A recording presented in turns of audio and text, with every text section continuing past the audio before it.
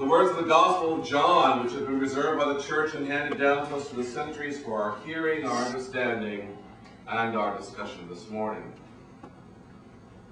The Word was first, the Word present to God, God present to the Word. The Word was God. Everything was created through the Word. Nothing, not one thing, came into being without the Word. What came into existence was life, and the life was light to live by. The light blazed out of the darkness. The darkness couldn't put it out.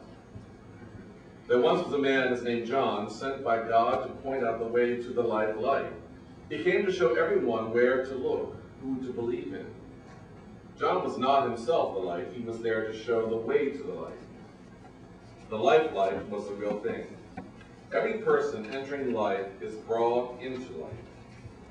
This light was in the world was there through the light, and yet the world didn't even notice. The light came to the people the same inheritance, but they didn't care about the light.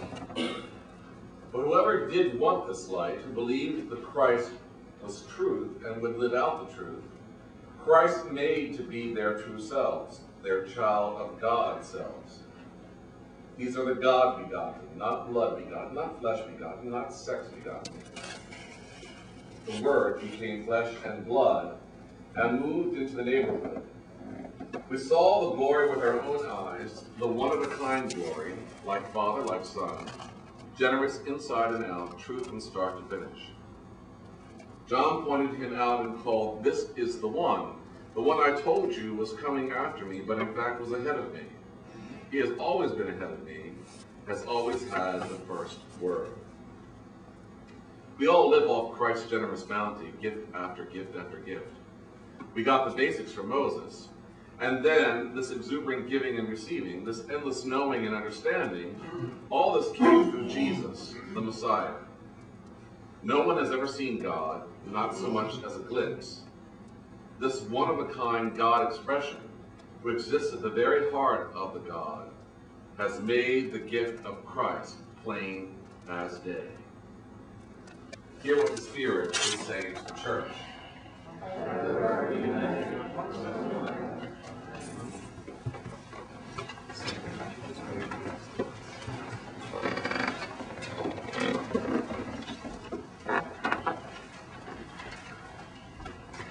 The Gospel says at the end, has made the gift of Christ plain as day.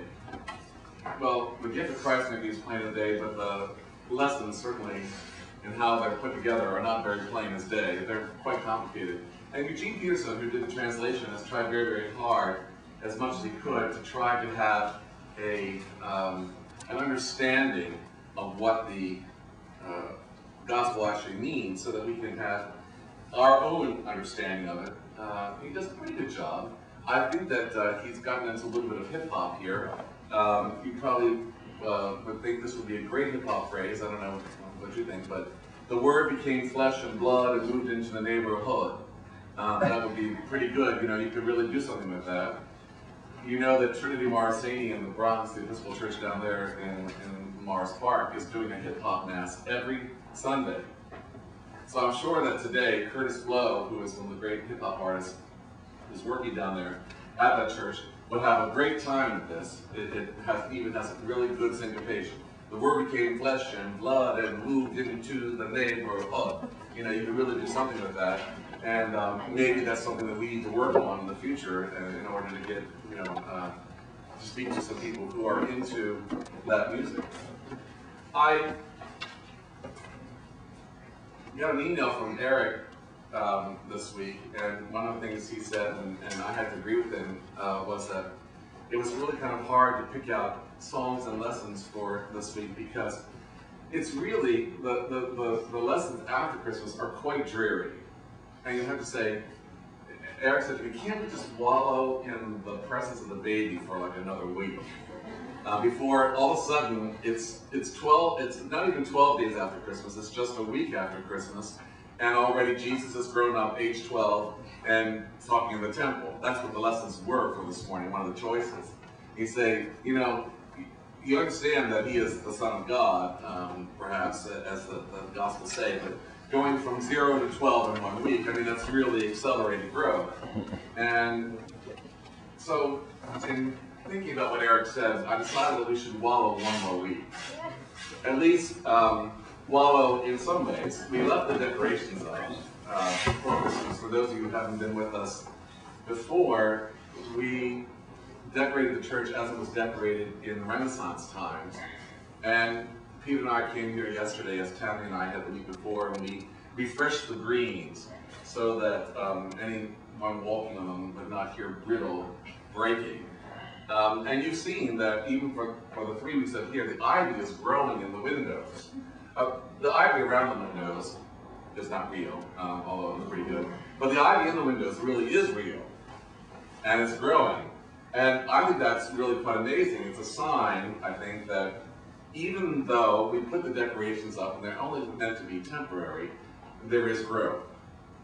And behind us, all the trees, all the various trees there have held up extremely well for having been inside for 3 weeks. The rosemary plants here, which were put in on December 10th and almost to keep inside for 2 weeks, are actually growing also. The birds were falling off the top because the growth was starting to go straight up. And I thought that's a wonderful sign of the aftermath of Christmas, just as that reading that Joanne Maynard had written about tinsel. It's a wonderful sign of the little joys that come out of the things that you see after Christmas. We're all so set and ready to see the things of Christmas, but then when we see the things that are after Christmas, as you're going to put away the decorations, as you're going to put away the pictures, as you're going to pack up things for next year, and as today you're packing up some of your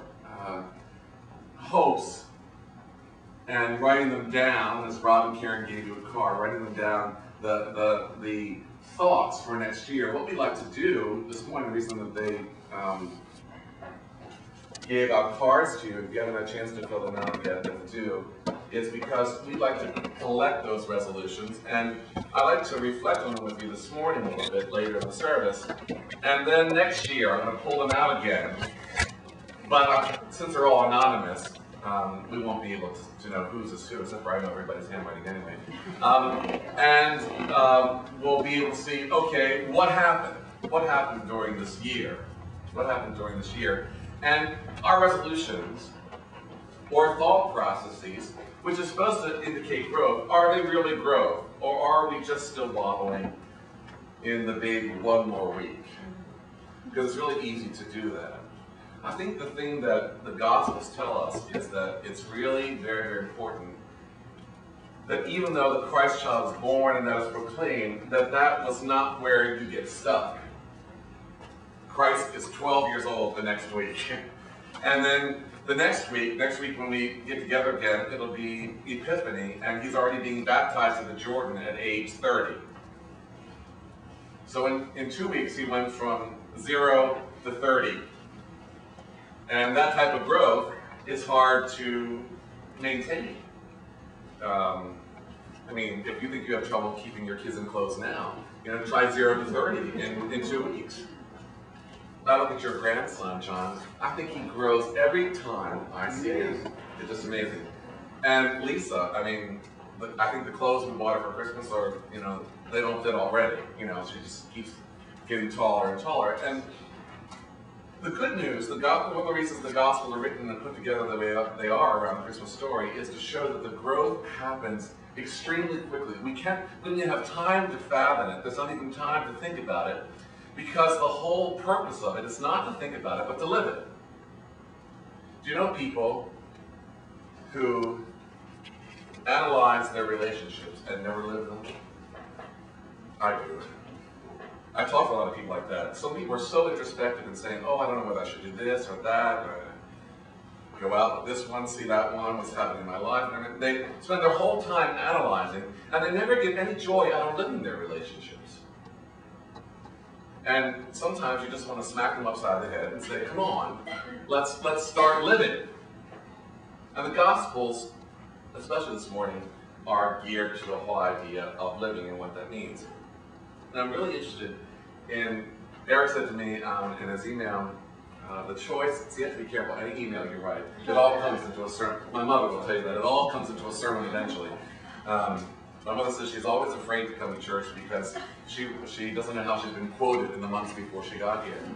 And it's true, she's often quoted. And in all of the things about our cookbook, my mother is often quoted, and she says, you know, I'm glad you sent me these articles because I learned a lot about the things I supposedly have said over all these years.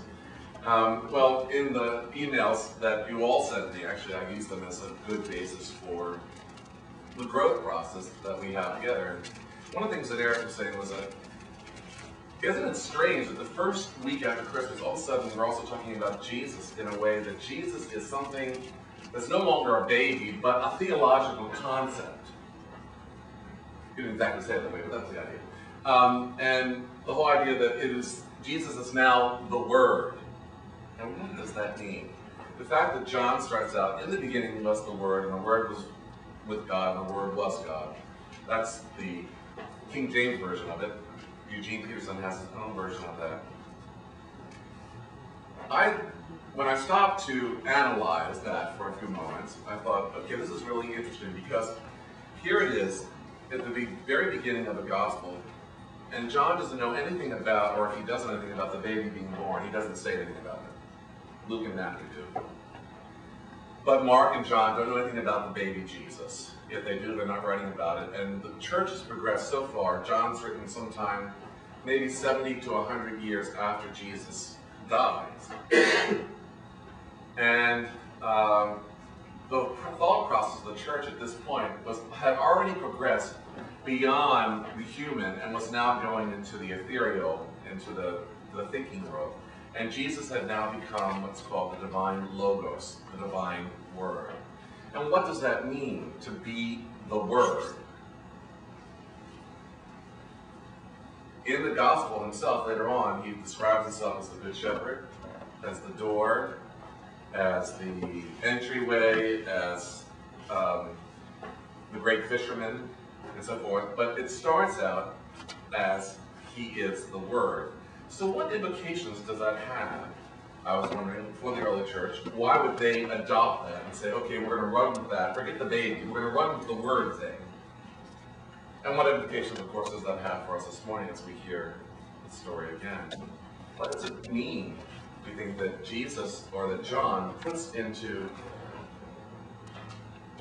the gospel at the very beginning, the first thing you hear before you hear any of the story? And it runs very quickly because you go 3 verses and all of a sudden John's talking about John the Baptist. But in the first 3 verses he talks about, in the beginning was the Word. So he wants you to think that the whole story is framed in that context. What does it mean to be, I think he says, he starts out that in the beginning was the Word. What's the point of doing that? What does he want to share? Yeah. Could part of it be an attempt to distance from Jewish thought and identify with more with Greek thought? There's definitely a move there. I don't know whether it's intentional or not, but John, as Jewish as he is, or whoever wrote the Gospel of John, some people think it was Mary Magdalene rather, wrote the Gospel of John. If as Greek thinking as it is, Jewish thinking rather, it has very high Greek concepts. There's no doubt about that. And there is a move away from some of the thought process, but he also holds on very, very strongly to a very strong tradition of who the Messiah is, or who the Savior is in the whole context. When I hear in the beginning, I think of Genesis. The Word, let there be light. Right, there's no doubt that there's a move back to get people to think about Genesis. So, in doing so, therefore, what does that do to the whole story of Christmas? Why tell the story of Christmas? To me, it makes a connection that the baby is God, and there's a connection there. He was the Word.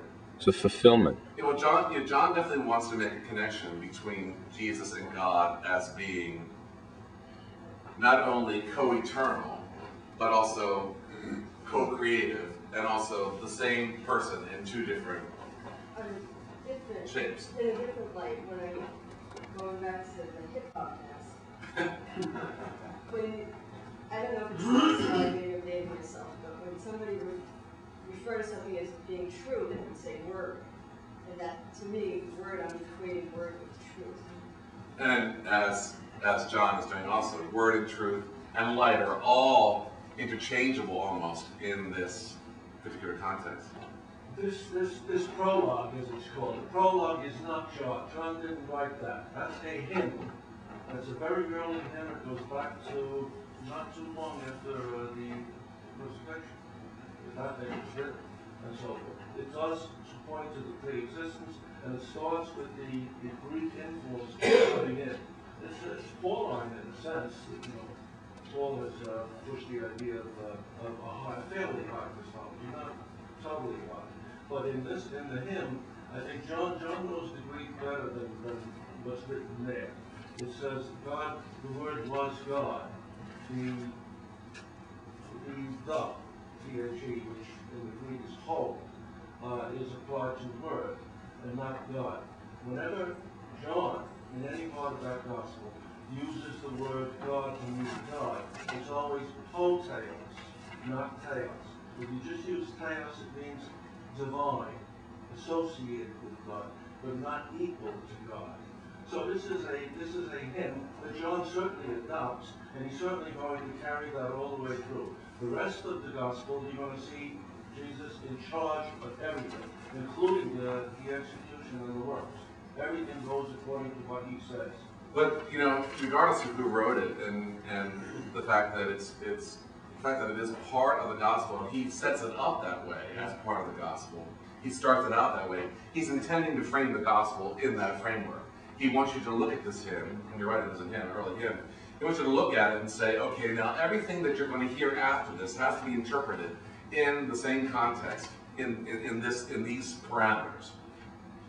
And the part that you were saying about whole theos, you know, the God, you'll see that even at the end of the gospel there, it looked like a typo, but it wasn't.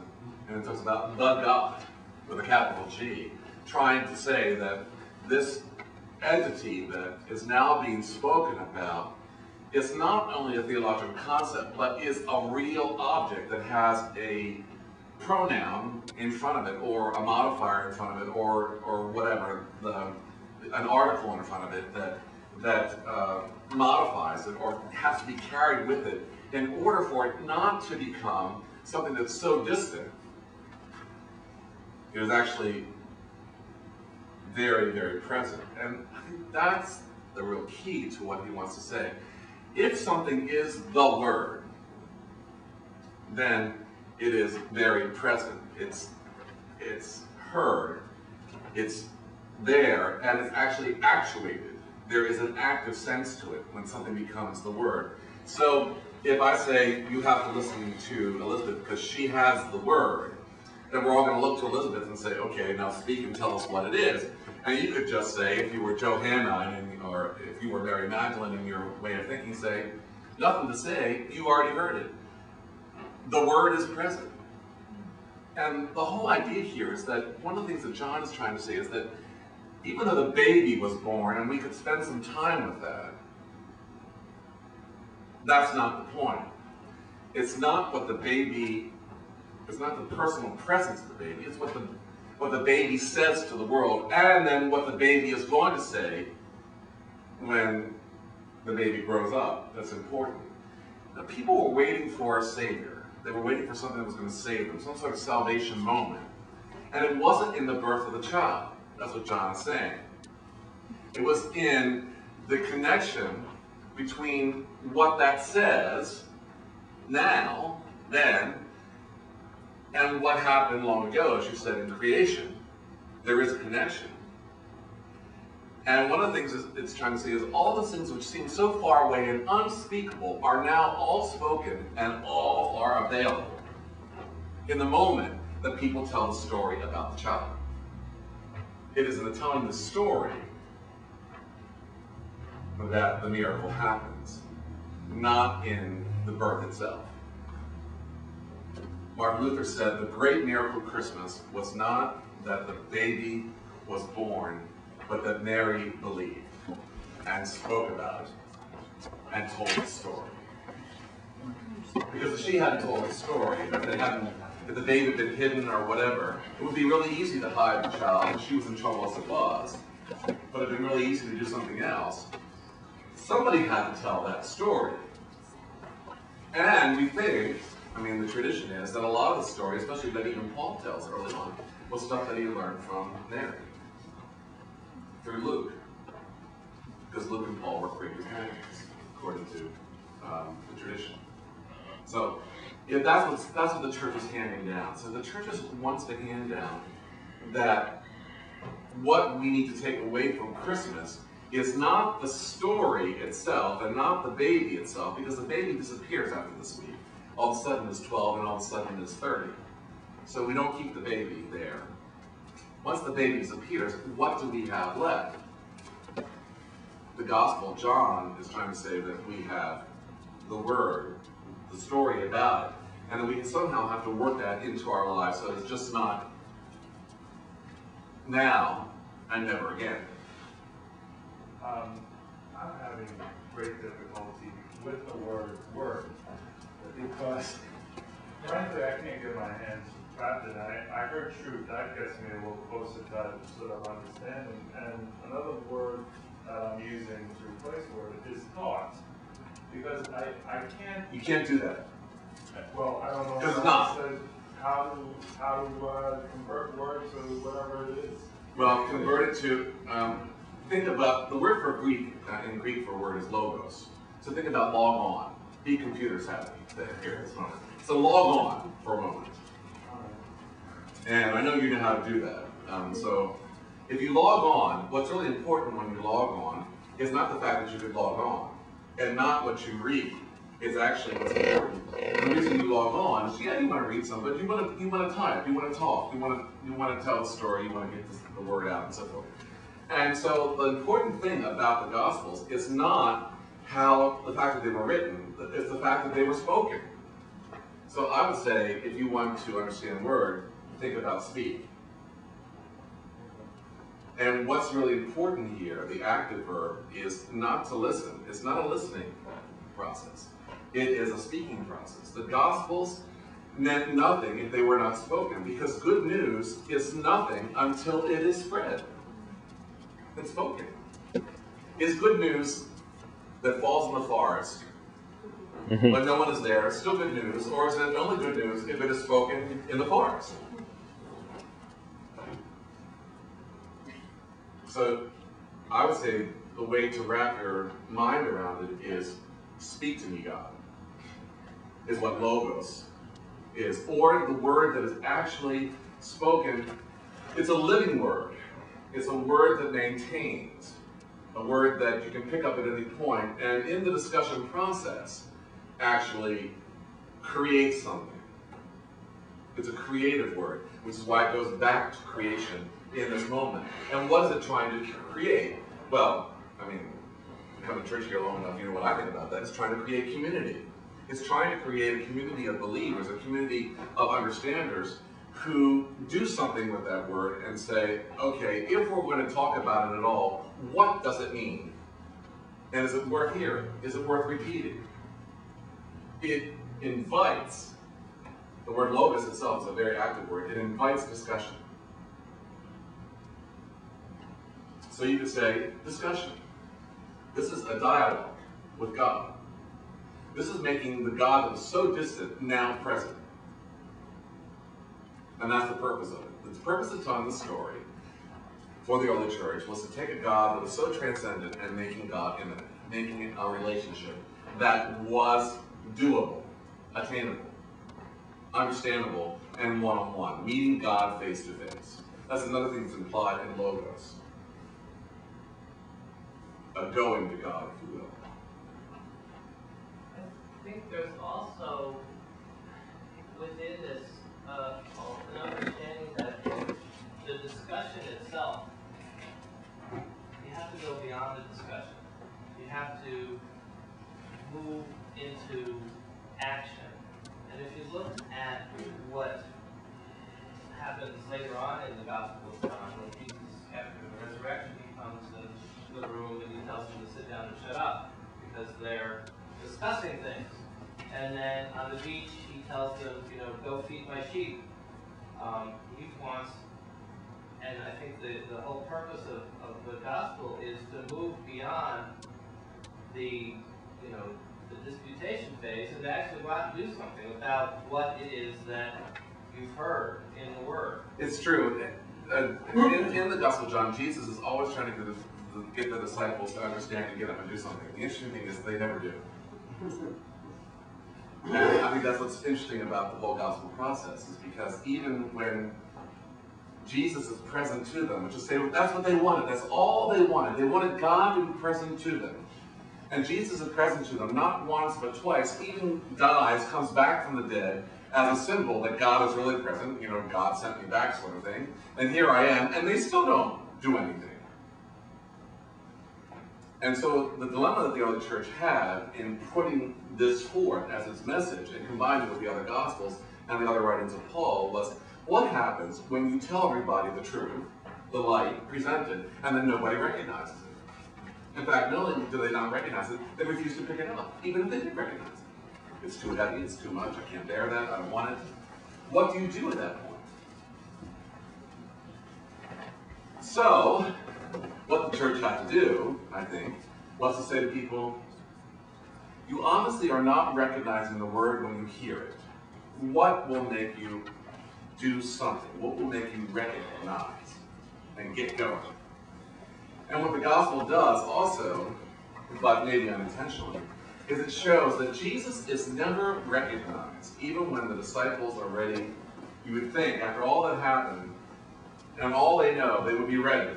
He's never recognized in the Gospel of John, especially, until he does something, and that is until he breaks bread with them.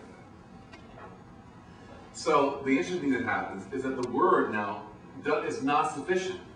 There has to be an action that goes along with the Word in order to keep the community cohesive and moving. And that's what becomes the Eucharist, the breaking of bread, or the meal. Whether you believe in the Eucharist as something that is actually sacred, or it's just a nice community meal where you get together and break bread together, share time together. The thing that the church realized early on was that it was not enough just to preach the Gospels. You had to gather the people together in order to have a discussion about them. And that was taking place over a meal. Now, sometimes they got it wrong. Paul writes to the church at Corinth, look, I came and visited you, and I told you how to do it, but word has gotten back to me that you're having these meals and you're getting drunk. That's not the purpose. Also, word has gotten back to me that you're going to your ancestors' graves, sitting on top of the graves, having a party and waiting for the dead to rise. That's not what I meant. It's not going to happen like that. What is important is not the event, or what comes out of the event, as it's important that you have the event, and that you discuss it and get together and you commune together. It's not enough even that you commune together. You have to have a meal together because one has to understand the parts of creation that come along with it. All the things that are given in the meal are part of the created order, given by God. These are gifts that you are supposed to share with one another, and that is what changes the world. That's what transforms. It is the getting together and sharing that transforms. It is not preaching to each other, not sharing the word and saying you ought to do this or you ought to do this or people ought to do this or the good book says this. Because the word can be interpreted many different ways. What is important is the dialogue, not the words themselves. Because the words, people take them and they don't know them. They don't care about them. They don't remember them. They translate them different ways. It's in the discussion and the dialogue that God actually becomes real. That's the thing. And that's why we do a dialogue sermon here. Because my understanding of the word, of liturgy, this whole framework which we meet every Sunday, liturgy means a living presence, a living word. And I don't think that the word can live unless you're all talking back to me and telling me what you think and what you don't think.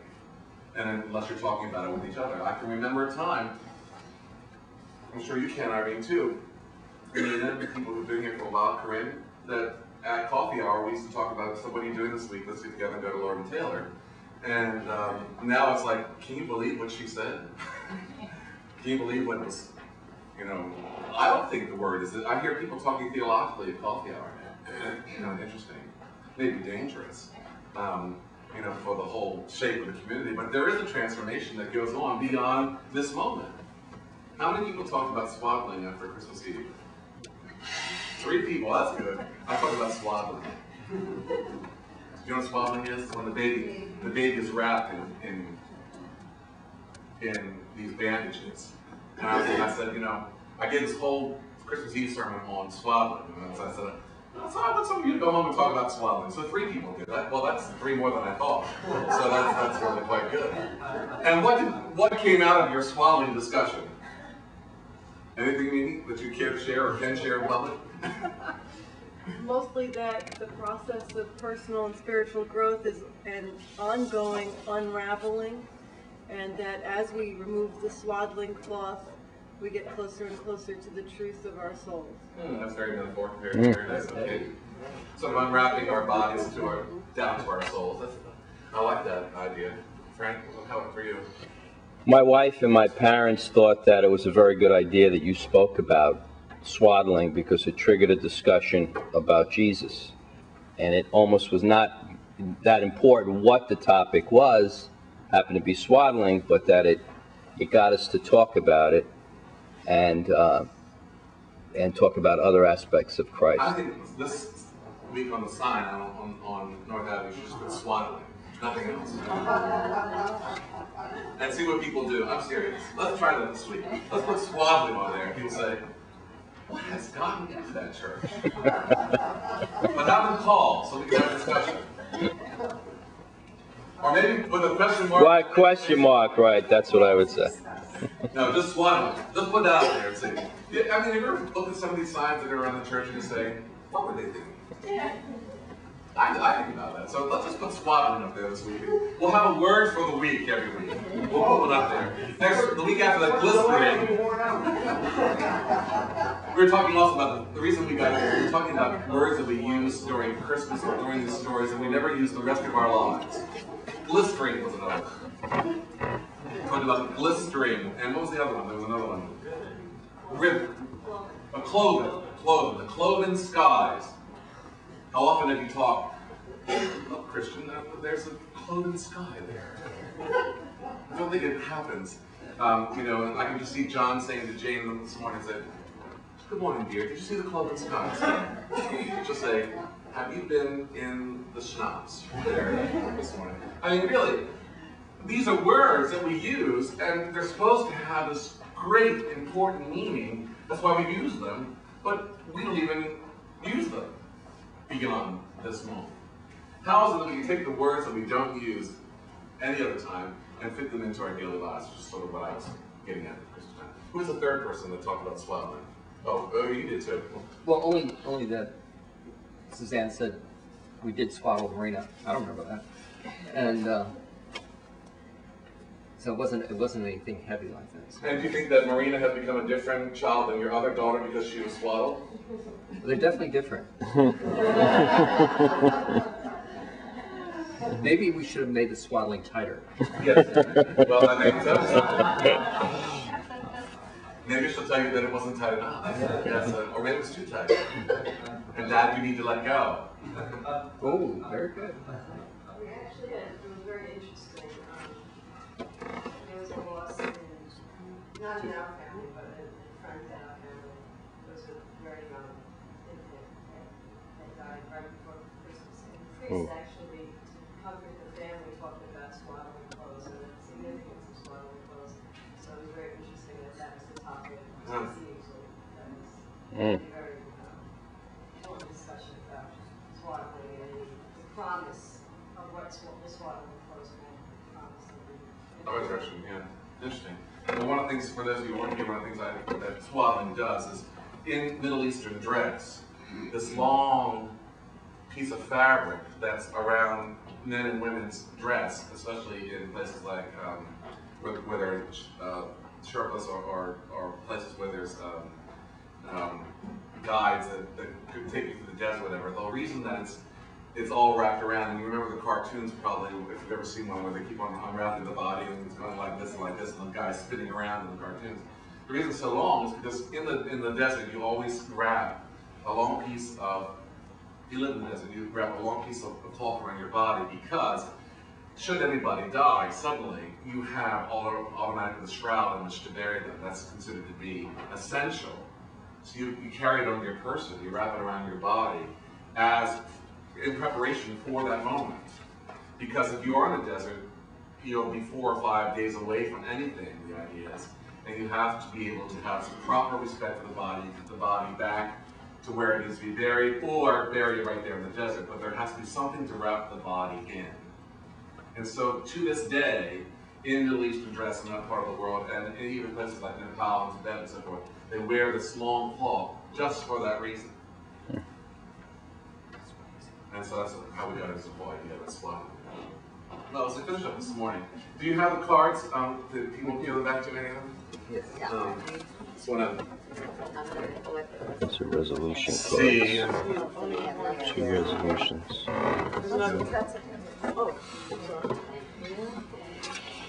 Talk about resolutions. I think it's interesting to. I'll shuffle them up here too. I think it's interesting to think about what people's resolutions are, because my point, as you might guess, is that they can just be words, and often is. As much as we want them to be something else, it's just words. And we try to actuate them. We try to get them to be gospel, to be our truth, to be our light or the year. But often they just sit as words. So let's, okay. So this person here would like to have a cure for ailments that are, to work on a cure for ailments, physical ailments. And this person here said, as part of the resolution, they're making no resolutions. Another person says that they would like to put more joy into their life. Another one is to listen and enjoy the silence more often. Another one is to eat healthier, exercise more, and manage anger better. Another one is to be better at sharing my thoughts, feelings, and needs. Another one is to value and honor my heart, to put myself into the hands of the divine and trust that all is unfolding in just the right way, to live in gratitude and joy, to see the divine in all I need, to slow down, and to practice health in all things. Boy, this person was really thinking. If any of those are done, if any one of those are done, it's monumental and will change the world. To increase my capacity to give, including the capacity of time, money, and focus, to express my love more and more clearly. To learn something new from each person who is important to me and to incorporate that lesson into my life. To appreciate and allow. Sounds like an accountant's response. Appreciate and allow. There's allowance there and appreciation, you know? Put on an end to certain things and to start fresh. Well, if any of those are able to be done, any of them, and not just be words, then you can see, I mean, one of the things that, when I was in seminary doing my doctorate work, one of the things that we're most interested in is to whether or not, as a doctoral candidate, I was expressing the word to you in a way that would allow life to be transformed at some point, in some way. Is there some door that I can unlock, some door that I can hold open, some word that I can say, some poem that I can read, some email that I can retrace with you, that will open up something that will allow for transformation? Because what seminary is saying, what the church is saying now, in its best moment, it's not enough to hear the words, it must be transformative. Can what we say or do actually make a difference? That's why the Gospels were written. They were meant to make a difference. They thought it was important, not just to tell the story, but to tell it in such a way that it would change lives, that it would transform the world. They certainly did, for good or bad. And a lot of both. just like these will. I'll hold them for next year. But any one of those things, I think, will really, if they're allowed to appreciate, then it is possible that they'll be transformative and they will make a difference. And I know, because I've talked to some of you this week about the whole idea, about what the new year is going to bring. Corinne was saying to me, I cannot wait for 2007. And I said to her, honey, don't wait till then, start now. Because the whole idea is that we can wait. We can wait for the Messiah, we can wait for the baby, we can wait for whatever we want. But unless we start now and start trying the transformative process, just trying to share, just trying to make the community work a little bit better, there is nothing that's going to happen. Except for to us. And it's really, really good. One of the things that's true about the Gospel of John is that Jesus shows what happens when you don't let it be in other people's hands, but you take charge. And you're in charge of it yourself. So here's the opportunity. This is the good news. A, you can be in charge. If nowhere else, then in your own life. And B, there's a whole community of people around you who will help you do that. C, there's a whole group of people that will help you when you haven't been able to do it. D, there's a whole group of people that have heard your wishes and will help you do them, but not judge you if you haven't. Because they don't want to be judged either, or have their card pulled out and say, well, how well did you do? And finally, the good news, I think, is that in just sharing this moment, just taking this moment, and thinking about what anyone else has said, and seeing how it works into the Gospels, or any other way that what we've read this morning, anything that we've read this morning, how it all fits into our lives. That just in that pausing and trying to have that discussion, that we become closer not only to God, not only to the universe, but to each other. And that is something that people struggle with between nations. Have you heard the things that have been going on, like in Israel this week? And you know, all of a sudden, Israel helped support the weapons that were bought from Egypt to go to Mahmoud Abbas in order for him to fight Hamas. I thought, wow, I don't know whether that's good news or bad news. What is that? What type of news that is? Well, Israel had to come a long way. They had to think really hard about that in order to try. They're trying new ways, and people are thinking new things about peace. I don't know how you felt about Saddam Hussein this week and that whole experience. I thought, as awful monster as he is, what a terrible thing. Because there are people in our lives who think we're monsters. People in the world who think that we're not, that we should be hunted. You know? And I thought, gosh, we need to have a dialogue about all this in order to have a more transformative and more caring world. And we didn't have a lot of input into it, any of those decisions, you and I. But it affects us. And so the one thing I hope that you can do this year is to be active, to be proactive. And not just let life affect you. Take a stand and actually do something with your life. And take a stand for your life, because if not, somebody will take it from you. I can tell you. And it's really easy to do. Because when you're not watching and when you're not looking, there's somebody who's thought about it a lot more than you.